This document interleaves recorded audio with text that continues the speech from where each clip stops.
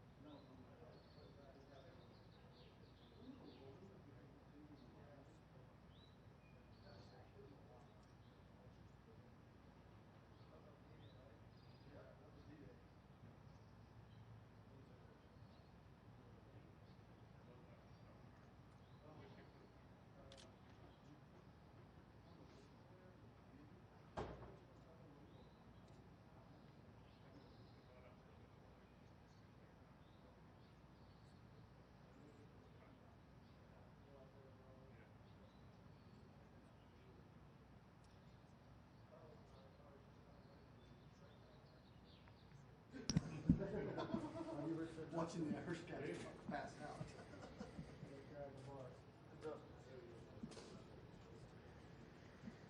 It's a point.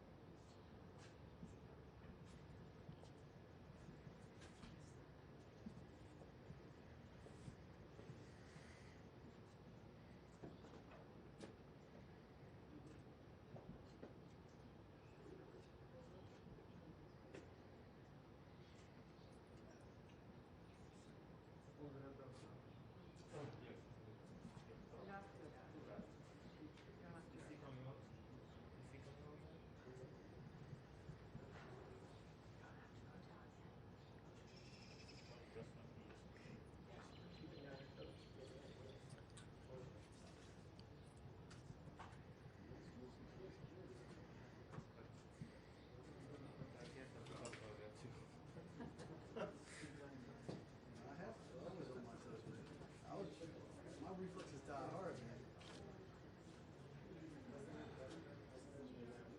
Oh, it scared me. I feel like Carl was an open. Who slipped you like that? Are you open? I don't know that was you.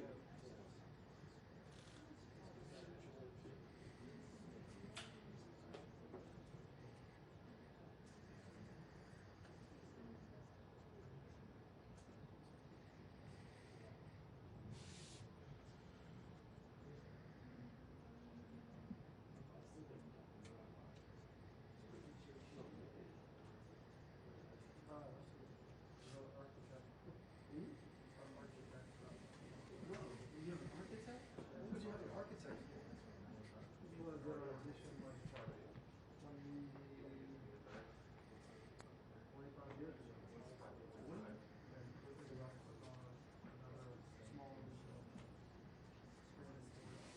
Oh, with the one with the best friends quarters for me? Oh, of course. Always. Best friend and I can live back there. His roommate goes down too. No. You have a roommate? He has, yeah, somebody lives in the, he has dual, he's got a full apartment down there with kitchen and everything. He's such a genuine person. He's so good to Susan and Mark here. So good. Every day, to and from work,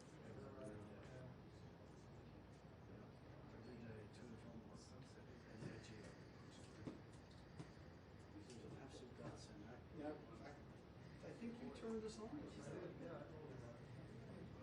You were looking for right-handers or something like that.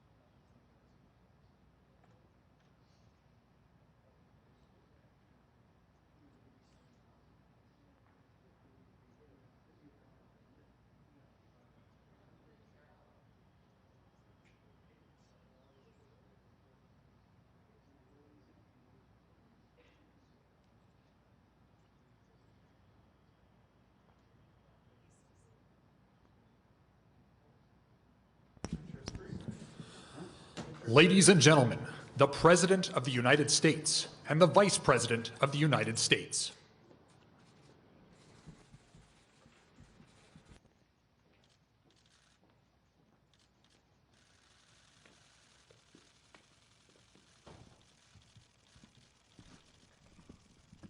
Thank you very much. Please. Very importantly, I'd like to begin by saying that we've just reached agreement. The Secretary of Treasury, Steve Mnuchin, with the major airlines, all of our great airlines, to participate in a payroll support program. This agreement will fully support airline industry workers, preserve the vital role airlines play in our economy, and protect taxpayers. Our airlines are now in good shape, and they will get over a very tough period of time that was not caused by them. The United States is continuing to make substantial progress in our war against the virus.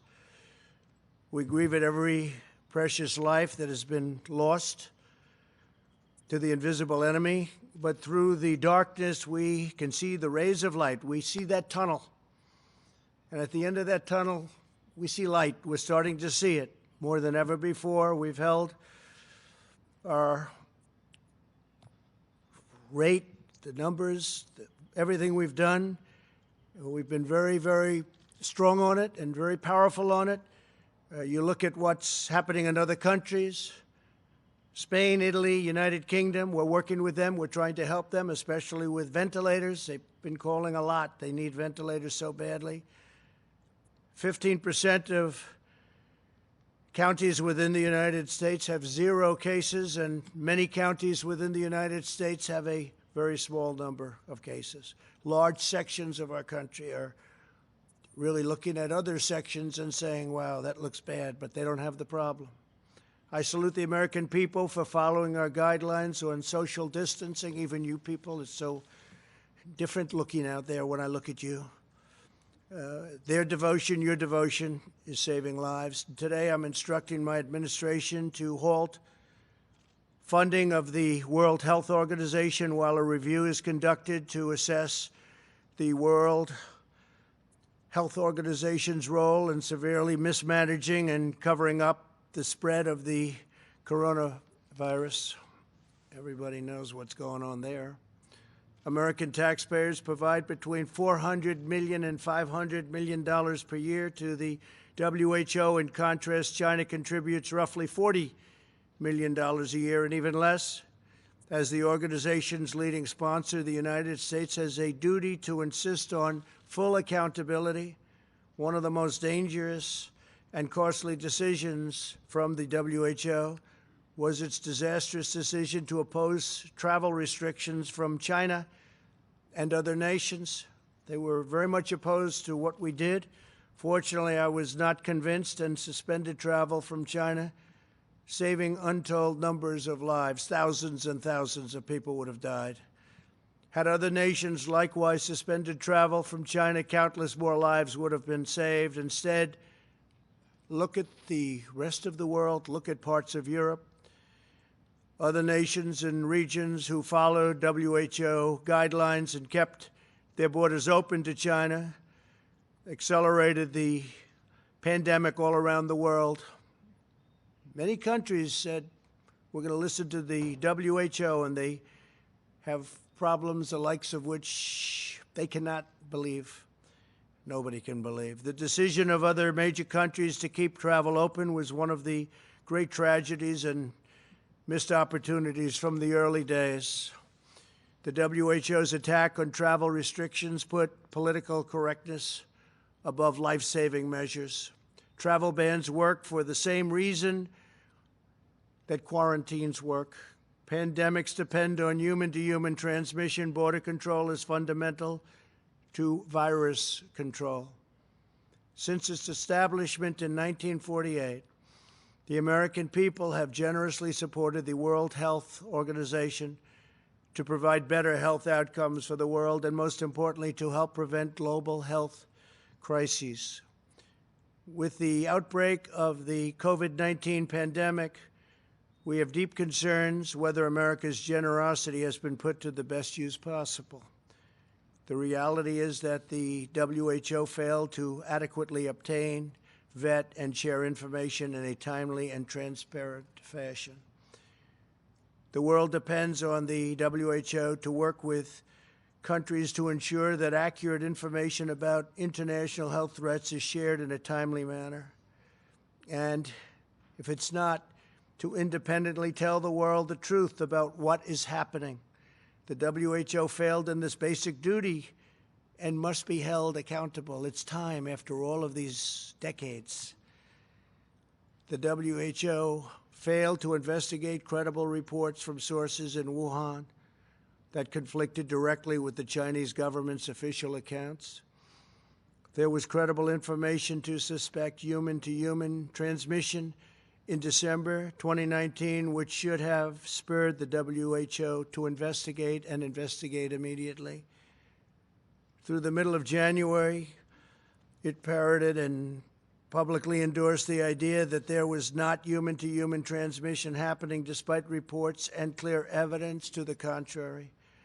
The delays the WHO experienced in declaring a public health emergency cost valuable time, tremendous amounts of time. More time was lost in the delay it took to get a team of international experts in to examine the outbreak, which we wanted to do, which they should have done. The inability of the WHO to obtain virus samples to this date has deprived the scientific community of essential data. New data that emerges across the world on a daily basis points to the unreliability of the initial reports, and the world received all sorts of false information about transmission and mortality. The silence of the WHO on the disappearance of scientific researchers and doctors, and on new restrictions on the sharing of research into the origins of COVID-19 in the country of origin, is deeply concerning, especially when we put up by far the largest amount of money. Not even close. Had the WHO done its job to get medical experts into China to objectively assess the situation on the ground and to call out China's lack of transparency, the outbreak could have been contained at its source with very little death, and certainly very little death by comparison. This would have saved thousands of lives and avoided worldwide economic damage. Instead, the WHO willingly took China's assurances to face value, and they took it just at face value, and defended the actions of the Chinese government, even praising China for its so-called transparency. I don't think so. The WHO pushed China's misinformation about the virus, saying it was not communicable and there was no need for travel bans. They told us when we put on our travel ban, a very strong travel ban, there was no need to do it, don't do it. They actually fought us. The WHO's reliance on China's disclosures likely caused a 20-fold increase in cases worldwide, and it may be much more than that. The WHO has not addressed a single one of these concerns, nor provided a serious explanation that acknowledges its own mistakes, of which there were many. America and the world have chosen to rely on the WHO for accurate, timely, and independent information to make important public health recommendations and decisions. If we cannot trust that, this is what we will receive from the WHO. Our country will be forced to find other ways to work with other nations to achieve public health goals. We'll have no choice but to do that. Our countries are now experiencing, you look all over the world, tremendous death and economic devastation because those tasked with protecting us by being truthful and transparent failed to do so. It would have been so easy to be truthful. And so much death has been caused by their mistakes. We will continue to engage with the WHO to see if it can make meaningful reforms. For the time being, we will redirect global health and directly work with others. All of the aid that we send will be discussed at very, very powerful letters and with very powerful and influential groups and smart groups, medically, politically, and every other way. And we'll be discussing it with other countries and global health partners, what we do with all of that money that goes to WHO. And maybe WHO will reform, and maybe they won't. But we'll be able to see. As you know, in other countries hit hard by the virus, hospitals have been tragically forced to ration medical care and the use of ventilators. But due to our early and aggressive action, the skill of our healthcare workers, and the resilience of our healthcare system, no hospital in America has been forced to deny any patient access to a ventilator, with all of the talk you've heard, where some states wanted 40,000 ventilators. I said, that doesn't work, 40,000. And they ended up with 7,000 or 8,000. And they had no problem. 40,000 ventilators for one state. It was ridiculous. The scariest day of my life was about a month ago when, after a long day of meetings, my team told me that we were going to be needing 130,000 ventilators, that we were short hundreds of thousands of ventilators. This is the system we inherited. I had governors requesting unreasonable sums that the federal government just didn't have. And you look at the states didn't have, the states were not prepared. I knew that every person who needed a ventilator and didn't get one would die. And that's what we were told. They would die. I saw in other countries doctors having to make decisions on who got a ventilator and who didn't. And I knew that this would be a defining challenge of the crisis. Those that didn't get ventilators were said to be in a position only of one alternative, and that was death. Would we be able to prevent Americans from dying because we couldn't get them ventilators? And the ventilators that they needed, and they needed immediately. I instructed my team to move heaven and earth to make sure that this didn't happen. We started to smartly ration and distribute the ventilators that we had and that others had. And I got daily updates on the supply we had from requests coming in and people wanting to have updates. We had a great group of people working on it. I instructed my team to use the Defense Production Act, and the Defense Production Act was used very powerfully, more powerfully than anybody would know. In fact, so powerfully that, for the most part, we didn't have to officially take it out. It was a hammer. It was a very powerful hammer in order to manufacture as many ventilators as possible. Last year, America manufactured, from a dead start, 30,000 ventilators. And this year, the number will be over 150,000 ventilators. It could be as high as 200,000, far more than we'll ever need. So we'll be able to stockpile. We'll be able to talk to states about stockpiling.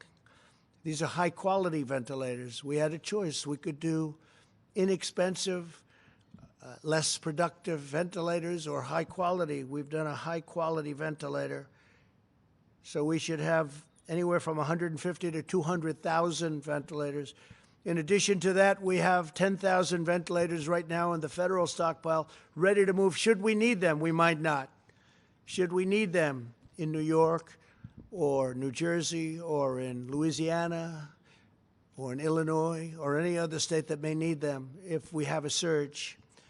I'd like to ask Adam Bowler to come up and just say a few words. He's done a fantastic job, a young man who worked 24 hours a day on handling this situation, and I'd just like to have Adam, wherever he may be, come up and say a few words. Adam, please.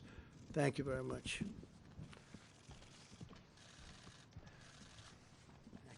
Thank you. Thank you, Mr. President. At your direction, this country has worked hard over the past few weeks to ramp up ventilator production through all means possible. Thousands of ventilators are coming in now, monthly, with over 100,000 by the end of June. At the same time, there are over 60,000 ventilators in our hospitals right now that are not in use. Knowing this, and at your direction, we reached out to the American Hospital Association to design a system that allows hospitals to lend ventilators to other hospitals right when they need it. Within the past week alone, 20 top health systems have signed up for this dynamic ventilator reserve, representing over 4,000 ventilators.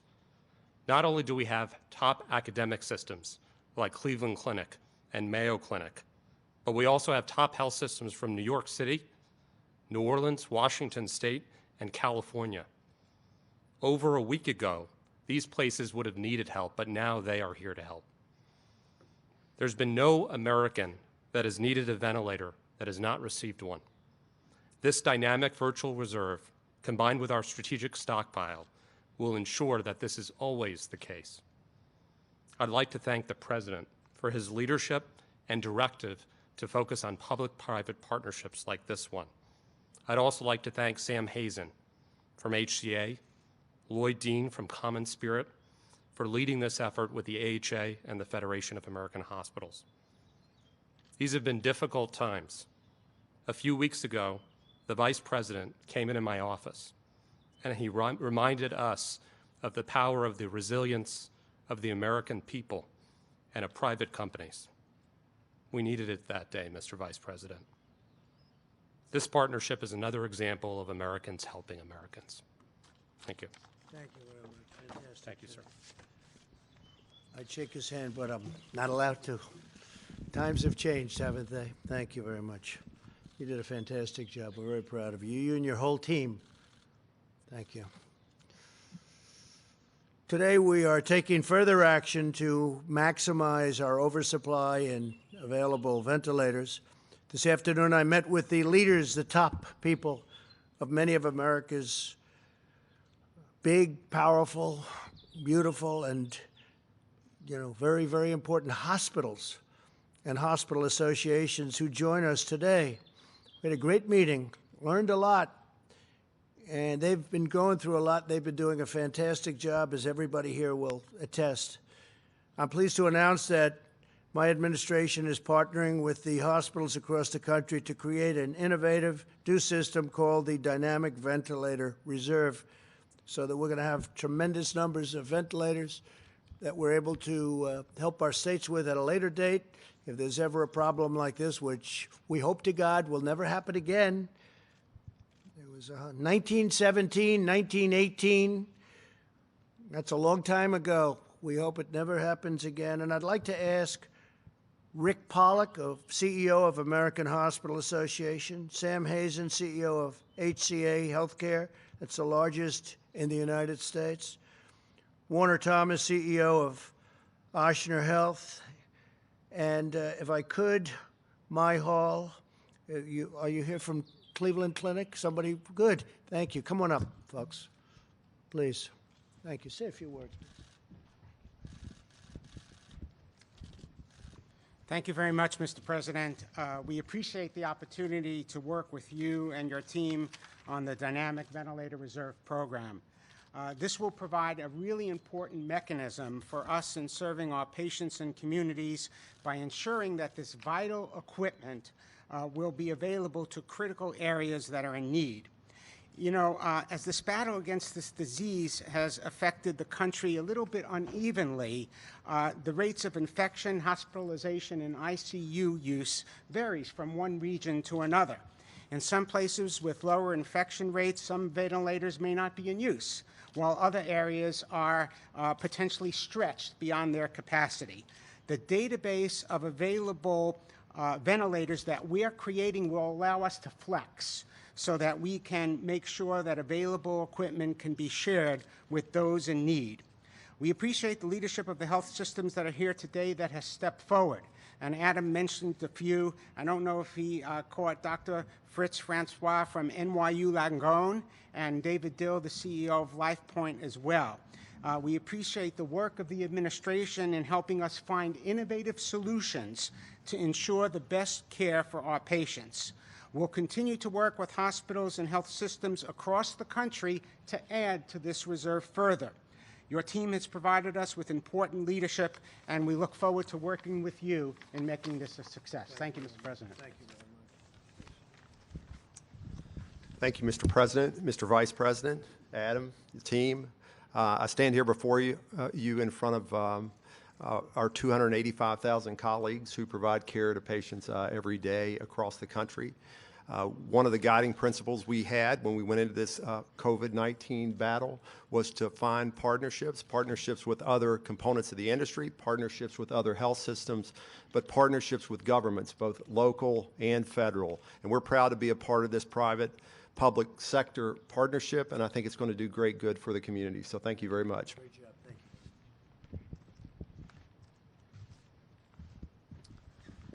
Thank you, Mr. President. It's great to have Oxygen Health be part of this program. We certainly have been a recipient, and the state of Louisiana has been a recipient of help getting ventilators to our state and to Oxygen Health. We're currently taking care of about 60% of the COVID patients in New Orleans, and we did see a spike over the past few weeks, but we're starting to get on the other side of that and heading in the right direction.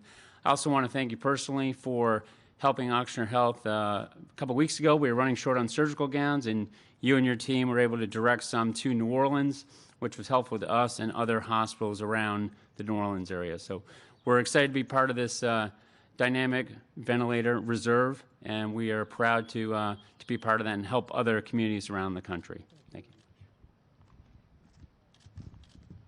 Thank you, Mr. President, for the invitation here. On behalf of the Cleveland Clinic, I would just like to offer a slightly different story about the COVID pandemic.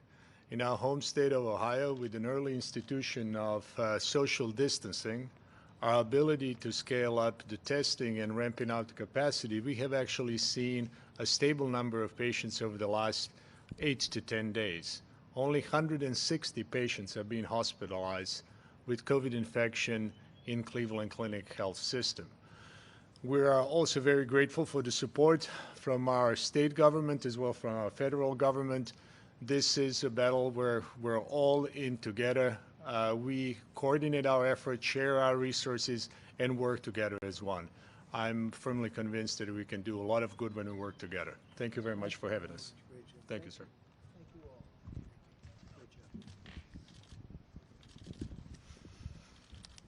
That was a terrific meeting, and thank you all for being here. Thank you very much. The United States has far more ICU beds per capita than any other nation. We have 34.7 ICU beds per 100,000 people, which is the best there is, compared with roughly 12.5 beds per 100,000 in Italy, 11.6 beds in France, 9.7 beds in Spain. Think of that, 34.7 we have, and 6.6 in the UK. There are more than 60,000 ventilators at hospitals and other healthcare facilities that are not in use at this moment. They didn't need them. We got a lot of them out, and they didn't need them. And that's a good thing that they didn't need them. But a lot of good brain power was involved in making a lot of fantastic decisions. I want to thank our Vice President for the task force, and I want to thank all members of your task force on having done an incredible job. You really have done an incredible job. Thank you, Mike, very much. Through this new partnership with the hospitals, unused ventilators will voluntarily lend them where they have unused ventilators. They will voluntarily lend those ventilators to other hospitals and other areas of greater need. Within the last several days, more than 20 of our nation's largest health systems have already pledged more than 4,000 ventilators should we need them. And I've been told that if they needed more, there are more there. We're going to be helping very soon when the supply really starts pouring in, which started, but will really start about less than a month. we're going to be helping other countries, and they need it very badly. They have no chance without these ventilators. They have to have ventilators. As we continue our medical war against the virus, the FDA has now authorized the first test developed by researchers from Rutgers University that can use saliva from patients. It's the first one. These tests can be self-administered by patients in healthcare settings, which will reduce exposure for medical workers and save personal protective equipment. Rutgers will begin processing 10,000 tests daily. So by using saliva, that's the first, they'll be able to do things in terms of speed and ease that we haven't been able to do before. So a lot of great innovation is taking place during this period of time, and that's innovation. I call it innovation under pressure. There's a big difference, innovation under pressure, right? Cleveland Clinic knows all about that. As we prepare for the next phase of this great struggle, we must also do everything in our power to restore prosperity for the American worker. There's tremendous interest and excitement surrounding the administration's efforts to get the economy roaring once again, and I think it's going to roar once it gets open. I think it's going to go up tremendously. You see what's happening with the stock market already, because a lot of the very smart financial people, the great minds, they're looking at the stock and they're saying, wow, because what they're really seeing is how we're doing. If we weren't doing well, the market wouldn't be at a level that it is today. They have a lot of confidence that we're doing the right thing and that our country is going to be open soon and our country is going to be booming. We've had requests to participate from the best in the world as we share their enthusiasm to get our country going. So I thank them for wanting to contribute, and we look forward to speaking with many industry leaders, seeking their input on how we can return to what was until very recently the greatest economy anywhere in the world, and I can say the greatest economy in the history of the world. There's never been an economy like we had just a little bit more than a month ago. We set every record you could set. More people working than we've ever had working before, almost 160 million. The best unemployment numbers we've ever had and the best employment numbers we've ever had.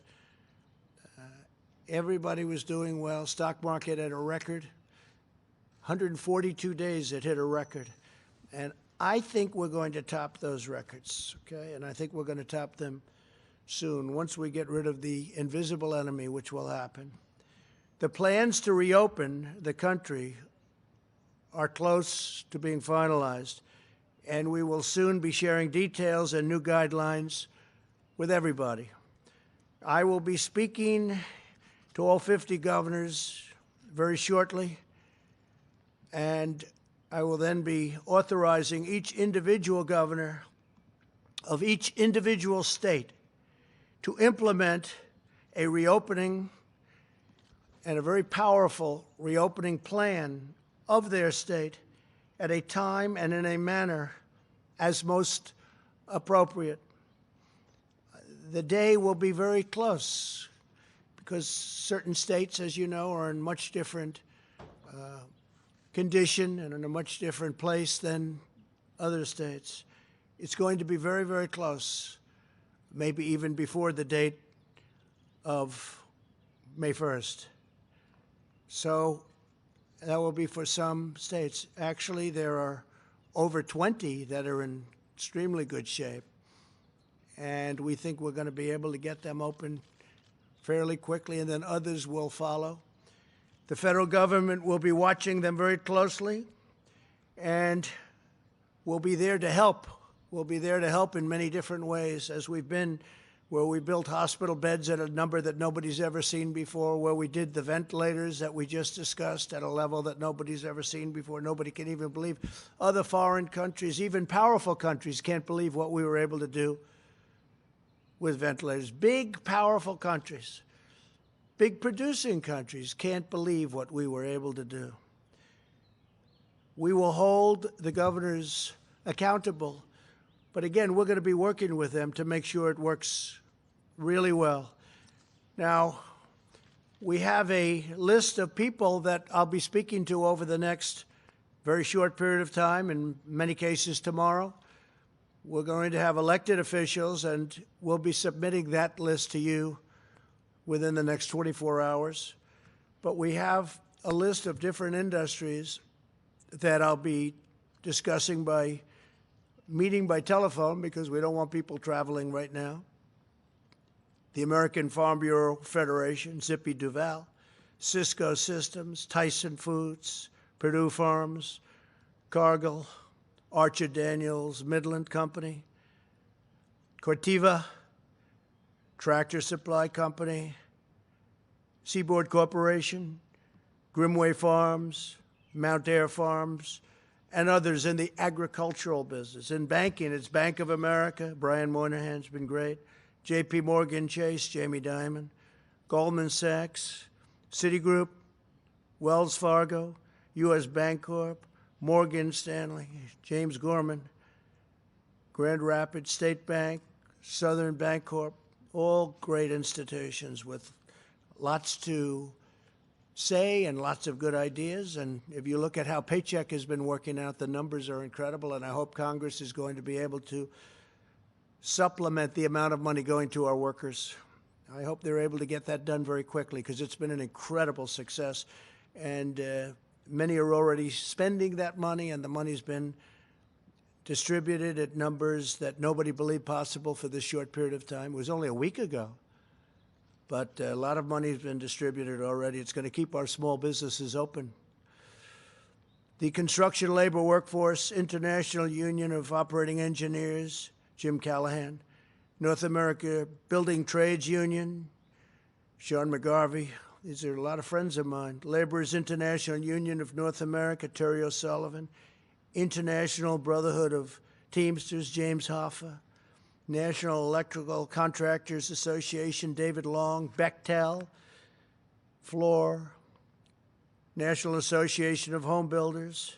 Association of Builders and Contractors. Associated General Contractors, Richard Trumpka, AFL-CIO, G.H. Palmer. So these are some of the unions, pretty much almost all of the ones that will be on the line. In defense, we have Lockheed Martin, Honeywell, Northrop Grumman. These are all the top of each company, CEOs, chairmen, presidents. Raytheon, General Dynamics.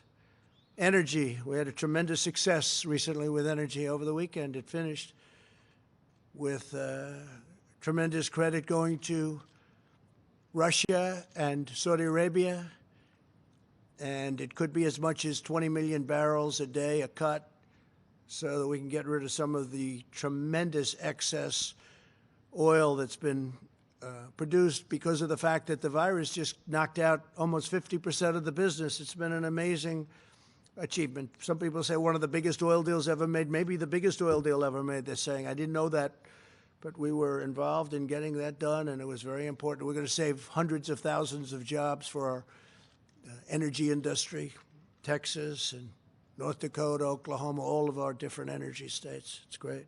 So we're very happy about it. I want to thank everybody. We had it's called OPEC Plus. That's OPEC Plus, meaning some nations outside of OPEC. And I also want to thank the president of Mexico because he was terrific. He showed great dexterity and flexibility in getting the deal done. We want to thank him very much. On the energy front, we had ExxonMobil, Continental Resources, Chevron, Southern Company, Alabama Power, ConocoPhillips, Occidental Petroleum, Kinder Morgan, Hess Corporation, Perot Group, and a few others, big ones, great ones. Financial services, we have Blackstone, Stephen Schwarzman, Paulson and Company, John Paulson, Citadel, Ken Griffin, Elliott Management, Paul Singer, Vista Equity Partners, Robert Smith, Fidelity Investments, Abigail Johnson, MasterCard, Visa, Chubb, Sequoia, Stevens, Warren Stevens, great. Charles Schwab, Chuck Schwab, will be here by phone. Food and Beverage, National Restaurant Association, McDonald's, Darden Restaurants, Coca-Cola, Pepsi-Cola, Chick-fil-A, Subway, Bloomin' Brands, Yum Brands, Papa John's, Wendy's, Waffle House, Starbucks, Wolfgang Pup, Thomas Keller, Jean-Georges, my friend Jean-Georges, and Danielle. You know them. From the transportation world, FedEx, Fred Smith, a legend, United Airlines, Oscar Munoz, UPS, David Abney, J.B. Hunt, YRC Worldwide, Crowley, Maritime, incredible, big, powerful shippers and transportation companies. In telecommunications, we have the legendary John Malone of Liberty Media, Verizon, T-Mobile, Charter Communications, and Brian Roberts of Comcast. Thank you all very much. Healthcare, New York Presbyterian, Jerry Spire, friend of mine, HCA Healthcare, Sam Hazen, thank you, Sam. Just met with Sam. Ascension Health, Common Spirit Health, Community Health Systems, Trinity Health, Cardinal Health, McKesson, 3M. Thank you, Mike Roman, for helping us with face masks. It worked out well for everybody. Procter & Gamble, Abbott Laboratories, Johnson & Johnson, Merck, Pfizer, Eli Lilly, Thermo Fisher Scientific. They've been helping us incredibly with testing. Gilead Sciences, Abivax, Regeneron, Biogen, Roche, and Roche has been fantastic on testing. The job they've done, I have to call them out. They have stepped up like very few. Anthem, United Health Group, Aetna, Cigna, and Humana, all the big ones. The tech companies, we have the right ones. Apple, we have Tim Cook. Google, Sundar, thank you, Sundar. Oracle, Larry Ellison, and Safra Katz. Salesforce, Mark Bedenoff. SAP, Jen Morgan. Microsoft, Satya, great job he's done. Thank you, Satya. Facebook, Mark Zuckerberg. IBM, Intel, Qualcomm, Cisco, Advanced Micro Devices, Broadcom. Incredible companies, companies that no other country will catch if they're smart. They have to be smart. But I've dealt with a lot of different countries, and I will say that the respect for Silicon Valley and our tech companies, there's nobody even close to our tech companies. They can't catch them, so they try and buy them. But we've sort of put an end to a lot of that. In sports, we want to get our sports back. So importantly, these will be some separate calls. Some will be together, by the way, lists, and some will be separate. But we have to get our sports back. I'm tired of watching baseball games that are 14 years old. But I haven't actually had too much time to watch. I would say maybe I watch one batter and then I get back to work. The NBA, Adam Silver. The Major League Baseball, we miss our baseball. This is baseball season right here. Rob Manfred, thank you very much. NFL, Roger Goodell, thank you, Roger. UFC, Dana White, great Dana White. PGA, Jay Moynihan. LPGA, Michael Wan. USTA, Patrick Galbraith. Major League Soccer, Don Garber. WWE, the great Vince McMahon. NASCAR, Lisa Kennedy. Thank you, Lisa. NHL, Gary Bettman. From the New England Patriots, Bob Kraft. Dallas Cowboys, Jerry Jones. Dallas Mavericks, Mark Cuban. And some of the thought leaders that we're going to have, and there are some others that we are having, we're just waiting to hear, but everybody's saying yes, I must say. John Allison, Heritage Foundation, Kay Cole James, great person. Hoover Institute, Condoleezza Rice, another great person. Art Laffer, Steve Moore, Steve Forbes, Larry Lindsay, Catherine Reynolds, Scott Gottlieb, just spoke with Scott, Jim DeMint, and Jim has been a terrific friend. Bill Hagerty and Ray Washburn. And religious leaders will be coming on Friday. We'll be speaking to, and we're going to have a separate list, but we have tremendous enthusiasm to meet by our great religious leaders. We have incredible people, and they want to be a part. And we'll be talking about churches, and we'll be talking about opening, and we'll be talking about things that are very important to a lot of people, including me. We're going to find out how we're doing in that regard. So those are the names that we have on our list. They're the names that are, I think, the best and the smartest, the brightest, and they're going to give us some ideas. But we're all set, as I said. The governors are going to be opening up their states. They're going to declare when. They're going to know when. Some can open very, very shortly, if not almost immediately. We'll give a date, but the date's going to be in the very near future. So we'll get it open. Individual states, when the governors will be held accountable. If they need things, we'll help them get those things, but we want them to do their testing. We want them because they're equipped to do testing. We've created incredible tests, and we've done more testing than anybody's ever done in the world right now. And we had a broken system, and now we have a great system. We have a system where other countries are coming to us and saying, we want to get some of those tests. I want to thank Abbott, because Abbott came up with the first simpler test. The first one was rough. I think it was more of an operation than a test. The first one was for anybody that took it. It was not easy. But now we have a very simple test with Abbott. Now we have saliva. We have lots of other things that are happening, but we have millions of tests. The governors are responsible. They have to take charge. They have to do a great job. And we're going to suggest that they check people through tests or otherwise coming into their states, and they run their states very strong. Eventually, we won't have to do that. Eventually, this will be gone. But for a while, we're going to do it. So they're going to take charge at their borders. They're going to take charge of people coming in, and maybe to an extent, depending on what they work out with a nearby state, it may be also people leaving. And they'll be able to do that very shortly. We'll be announcing a date, but it'll be very short. And frankly, it'll be at a time that will be earlier than the deadline that we imposed, the end of April. So we think that some of the governors will be in really good shape to open up even sooner than that. We'll speak to them, but we're all set. We're counting on the governors to do a great job. Others are going to have to take a longer period of time until they're in a position to say, we're ready to go. And that's okay. We understand that. Some of the governors have a very tough situation.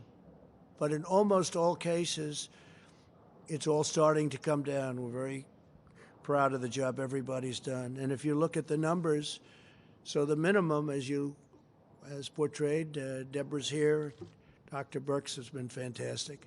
The minimum was 100,000 deaths, and I hope to be substantially under the minimum, meaning we all hope, Mike, right? We all hope to be substantially under. We did the right thing because otherwise it would have been, the projections are 2 million people. The actual projection was 2.2 million people. And if you cut it in half, that would be 1.1 million people. That's many more. That's double the Civil War. And if you cut that in half, you're talking 500,000 or 600,000 people. That's what we lost in the Civil War. And that's cutting it, cutting it, cutting it. And we're not going to, that would not be acceptable. It would not be acceptable. One life isn't acceptable, but we weren't given that option.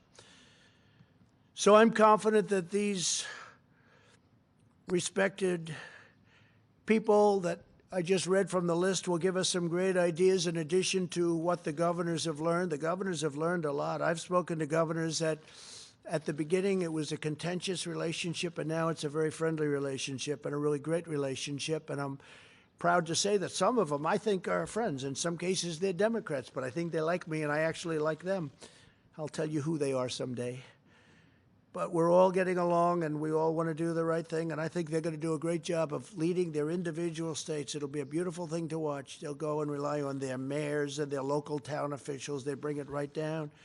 And Washington shouldn't be doing that. We can't be thinking about a Walmart parking lot that's 2,000 miles away where we're doing testing, but a governor of a state can and a mayor can, and right down the line. So it's going to be, I think it's going to be a terrific system. And if we're unhappy with the state, we're going to let them know we're unhappy. And if they're not doing the job and they can't get the job done, and for some reason things are happening that we're not going to like the numbers are heading in a wrong direction, we'll have to do something that's very serious. We'll have to maybe close them up and start all over again. But I don't think we're going to have to do that. I think the governors are going to come out at a time that, and these will be individual dates, and the governors are going to come out at a time when they're ready. Some can come out very, very shortly. And we look forward to watching that process. I think it's going to be a very beautiful process. Our discussions will focus with the people that we're dealing with on rejuvenating the economy and always health, always health. Health and life living is number one, but the rejuvenated economy, and I think it's going to go quickly. We'll be utilizing our robust testing capacity for the governors. We'll be giving them what they need if they don't have it themselves. We hope by now they'll be able to have it themselves. We were hoping they would have had it themselves early on, but they weren't. But such great advances have been made. So we'll be dealing with them on that. And they can rely on us very strongly. They're going to be relying on us, I think, for some help.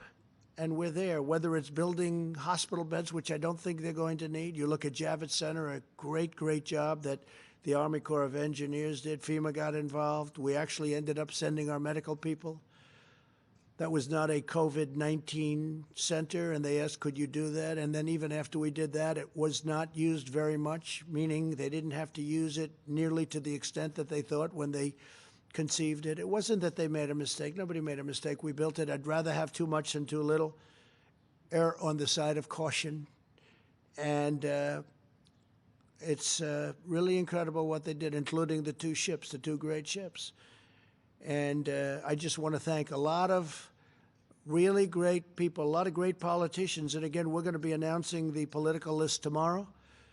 And on there, we're going to have a lot of senators. And we're going to be having a meeting with the governors probably on Thursday, a meeting by teleconference. And a lot of things will be discussed, and some of the details will be discussed. But we want them to do an incredible job of running their states. I think they'll do an incredible job, too. After having gotten to know so many of them, I think each one of them will do an incredible job. And again, the federal government is there. We have ventilators if they need them. We have beds if they need them. We have hospitals if they need them. We have a testing capacity that's now second to none, where, again, other countries are calling us. Countries that you thought were doing well are calling us for help on testing. So we're there to help. And with that, if you have a few questions, we'll take them. And if not, that would be okay, too. Yeah, go ahead, please, Jeff. Mr. President, two questions. First, on your announcement about the WHO, I understand your grievances with them, but can you address why it is the correct time to do this now in the middle of a Well, we're going to be dealing with countries, and we're going to be dealing with leaders of different parts of the world. We spend $500 million a year. We have for many years, far more than anybody else, including China. And I mean, look, I read off a long list of problems that we have, and we've had problems with them for years. It doesn't matter. We're looking at a term of 60 to 90 days. We're doing a very thorough investigation right now as we speak. But this should have been done by previous administrations a long time ago. And when you look at the mistakes that were made, all of the mistakes that were made, it's just something we have to look at. And it is very China-centric. I told that to President Xi. I said the World Health Organization is very China-centric, meaning whatever it is, China was always right. You can't do that. Can't do that. Not right. And we spend, and again, it's not a question of money, but when we're spending $500 million and China's spending $38 million, $34 million, $40 million, $42 million in a case, it's, again, not money, but it's not right. So we'll see. This is an evaluation period, but in the meantime, we're putting a hold on all funds going to World Health. We will be able to take that money and channel it to the areas that most need it. And that's another way of doing it, but we have not been treated properly. Mr. President, Yeah, Mr. please. President, you mentioned that you're going to be speaking with all the governors Yes. tomorrow, make recommendations. On probably Thursday. On Thursday. What if they don't listen to you or take your advice or obey you? Will you consider taking away their federal funding? I don't want to say that. They'll listen. They'll be fine. I think we're going to have a good relationship. They need the federal government, not only for funding, and I'm not saying take it away, but they need it for advice. They'll need maybe equipment that we have. We have a tremendous stockpile that we're in the process of completing. We're in a very good position. Again, the cupboard was bare when I got here.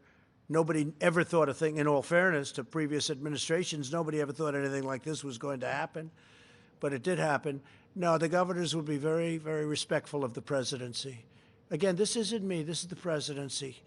The presidency has such a great importance in terms of what we're doing. And you can talk about Constitution, you can talk about federalism, you can talk about whatever you want, but the best way, I'm talking now from a managerial standpoint, is to let individual governors run individual states and come to us if they have difficulty, and we will help them. Yeah, John? You talk about having testing and tracing equipment and the facility for that in place to open up the government. Dr. Fauci said this morning that critical testing and tracing ability does not currently exist. Well, I don't know. Look, I don't know. Will John, it, I don't know what he said. My question is, Nobody knows. My question is, will it exist by May 1st? The individual governors have testing. The individual governors, we have many forms of testing, and new testing is being developed.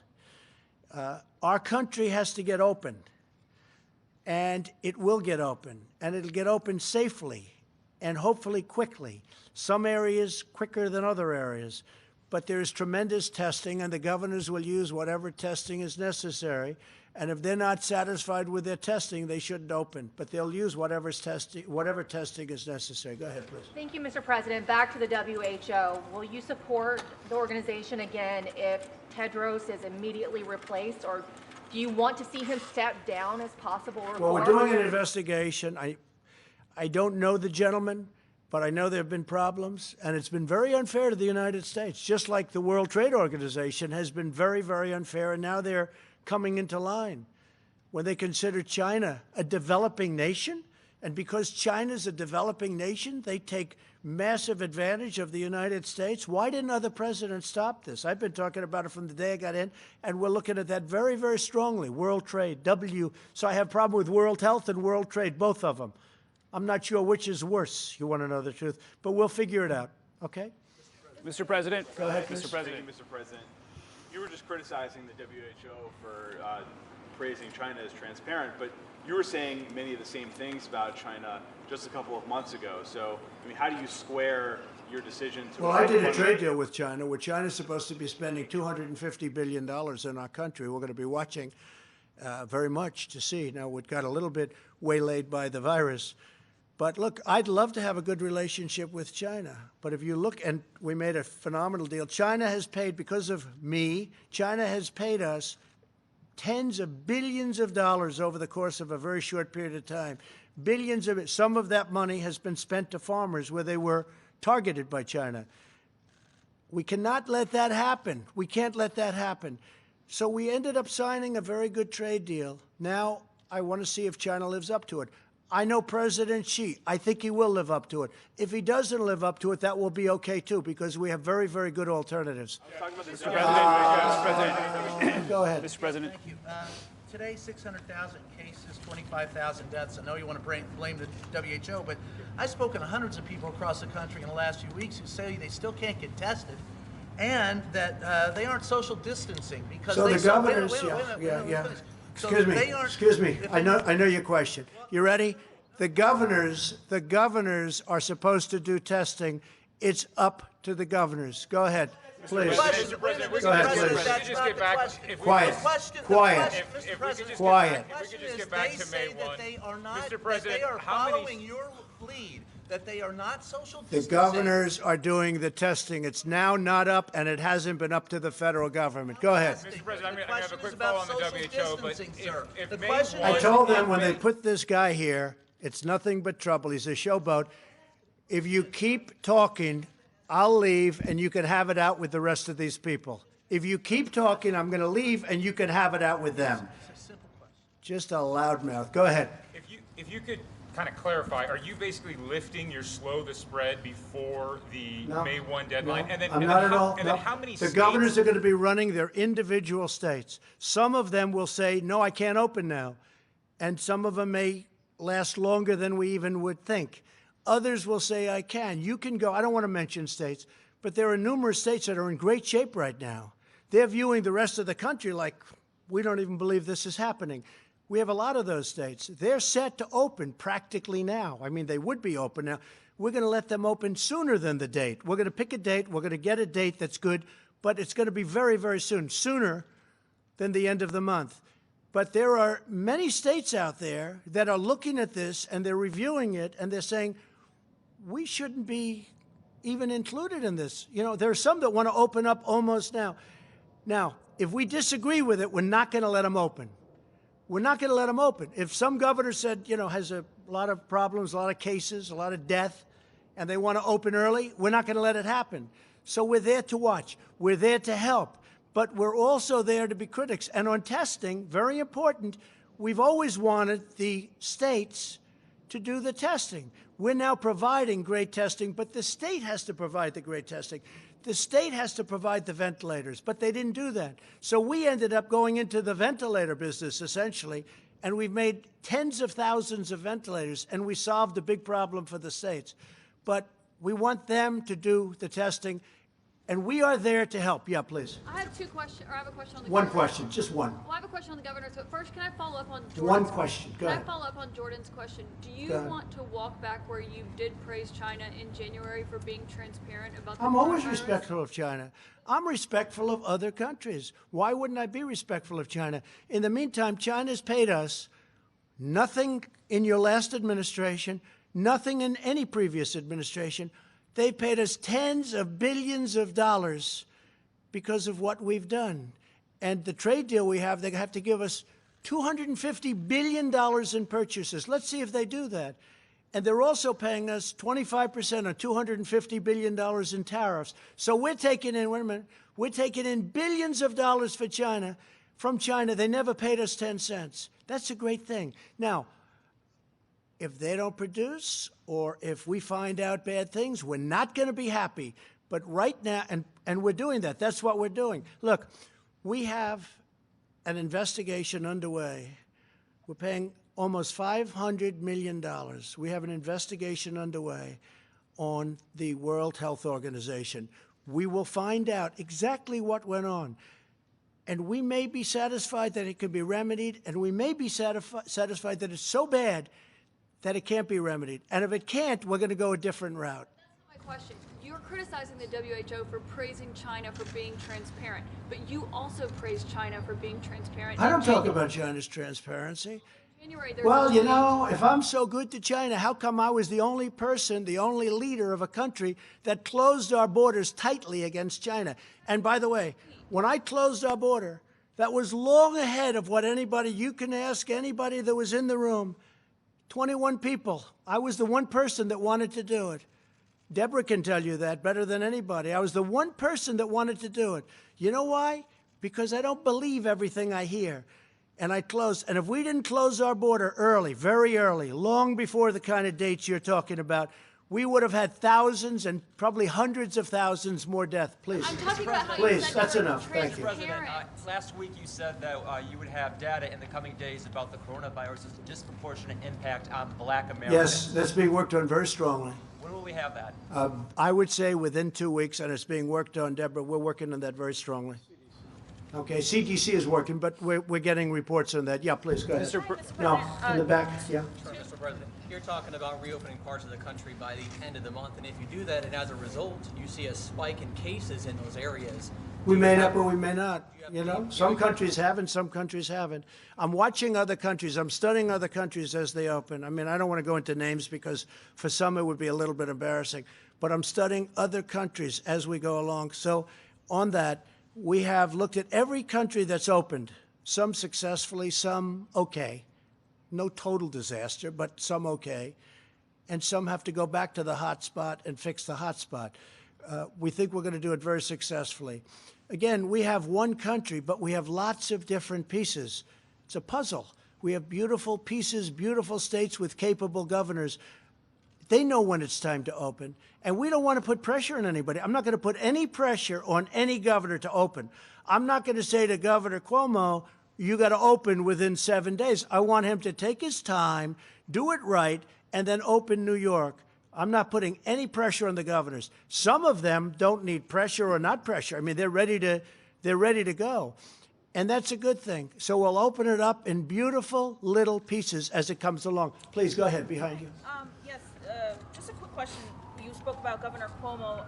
Just wondering if you have any thoughts on some of his remarks from earlier today, where he basically said that were New York to be pressured to be open, it would cause a constitutional crisis. And he basically said that you declared yourself King Trump. So I'm wondering if you heard those thoughts. I've declared myself as king. You know, I heard he said that, but I didn't see the remarks. But he understands how we helped him. He needed help. We gave him 2,900 hospital beds. He didn't use them. We gave him a ship. He didn't use them. And I'm not saying, but I'm saying that's good, because you know what? That means he didn't need them. But we said it was too much, but we wanted to err. We said, err on the side of caution, as I said. We said, look, we don't think you need it, but if you do, we're going to have them built. And the Army Corps of Engineers did a fantastic job, and the U.S. Navy did a fantastic job, and we moved a ship that was not meant for COVID, and we had it redesigned for COVID, but they still didn't have very many people going in. Now, we'll get along just fine. He understands. We'll get along just fine, please. Mr. President. Mr. President, how do you assure workers in states that may reopen that are fearful about going back to work for fear of getting sick? Talk up, please, louder. What's your assurance to workers who are asked to go back to work but are fearful of doing so? Well, that's going to be up to the governors. The governors are going to want to make sure everything's safe. Now, I think that companies can do testing on a maybe weekly basis. You don't have to do it every day with the same worker, but they can do testing. They could do temperature gauges. They could do a lot of different things. And, you know, we're only talking about for a period of time. You know, eventually we want to get back to where we were.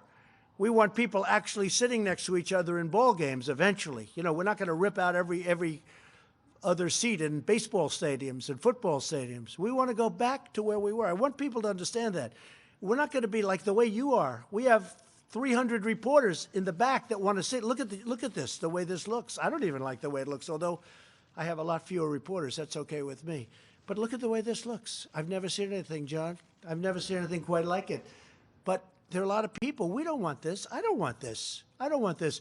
Eventually, we're going back where restaurants that had 150 seats are going to have 150 seats, not 50 seats, because they can't make it at 50 seats. But more importantly, the atmosphere is even better. We have to get used to it. We have to get used to it. I don't know that people are going to be shaking hands as readily. Some will. I said to some of the hospital people today, so will people be shaking hands again? And I must say, I was a little surprised. Most of them said probably, because there is some kind of a thing to it. I was never a big handshaker, but when I ran for politics, I said, I think I better start shaking people's hands. Go ahead, John. Mr. President, a couple of financial questions, if I could. Larry Kudlow said this morning that at the current run rate, the Paycheck protection money will run out very soon. The plan to re-up it is stalled in Congress. What can you do as president to try to move that forward? Well, we're trying to get it done. The problem is the Democrats want to put all sorts of things. Last time they put Kennedy Center in. I hated putting Kennedy Center in. I have great respect for Kennedy Center. But I hated putting it in the bill because it's just not appropriate, right? But they wanted it in for whatever reason. They had their own political reason. And, John, I said, watch the way that blows up, and it blew up. I think it blew up in their face. We want to take care of our workers. We'll worry about other things and other pet projects of Democrats and also Republicans later. But it's been a tremendously successful program. I think you see it. The banks have stepped up. Hundreds of thousands of loan applications approved. Money is going out. It's been a tremendous program. Really, it's been. And obviously, it was at a point where we're almost, the money will be expired, and we could use a refill for the workers. We want to be able to make sure that small businesses stay open, John, and I think that'll happen. Yeah, go ahead, Liz. Mr. President.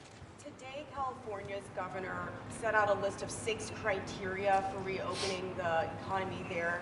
Did he consult with you on that? And also, you said earlier that there were as many as 20 states that could reopen their economies as early as May 1st. Could you list some of those? No, I didn't say all of them by May 1st, but there are 20 states. Actually, I was given a number. 29 states are in very, very good shape. I don't want to say whether or not the governor spoke with me about that, but we've had a very good relationship, Gavin Newsom, and very, very good relationship. Yeah, in the back. Go ahead, Mr. please. President, thank you very much. I have 2 questions. One is from a One person question. who can't- but a person who can't be here, and so I. Who cares? If you can't be here, that's too bad, you know, right? All right. Well, one question that I have is about from the United Nations, an economist, Maximo Torero, says that there's a danger that the food supply could be interrupted during this pandemic, and I wanted to know what you're going to do about that. Well, I think our farmers are incredible. They're producing levels of food like just unbelievable. Our transportation, that's one of the reasons I have the transportation people on the line tomorrow for the delivery of the food. No, we're doing phenomenally with the food, and I will say the stores, Kroger and Walmart, which does a lot of the food, and many of the stores, they seem to be in very good shape, but I haven't heard that at all. We're going to be very strong on food supply. Okay, how about one more question? Go Mr. ahead, President, please. yes, the death projections that you mentioned earlier are based on full social distancing until the end of May. So if you ease up on these guidelines now, how many more Americans do you think are Well, going I'm to die? not easing up. First of all, we'll have guidelines, even for the states that open, and there'll be guidelines. But we will not have any problem with that. Your question's a very interesting question, but the states that are opening are not states which will have a problem with that. Plus, they will have to adhere to guidelines until a certain point into the future when the enemy is vanquished. But the reason they don't have a problem now is because of social distancing. So if you No, ease the the guidelines, reason they don't have is partially, and some of that will stay in effect. Much of it will stay in effect for a period of time. But the reason also is they're different kinds of states. They have lots of room. They have fewer people, and they have lots of room. And that's one of the primary reasons. I want to thank you all very much. So a lot of positive things are happening. We're going to have some very strong recommendations for the governors. We're going to work with the governors. The governors are going to do a good job. And if they don't do a good job, we're going to come down on them very hard. We'll have no other choice. Thank you all very much. Thank you. Thank you. On testing, how on earth are we going to get to a point where we have millions and millions of tests where workers can be tested every day when they go to work?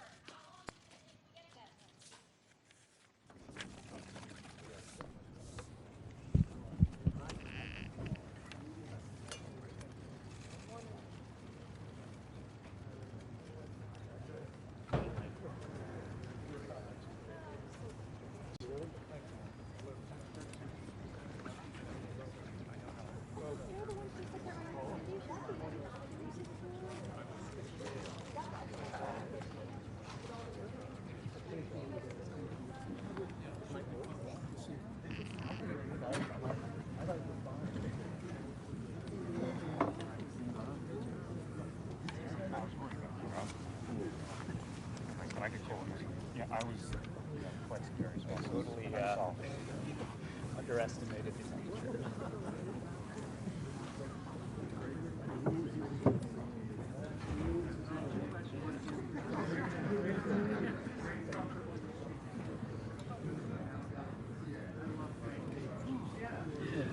Here's a good question. Yeah.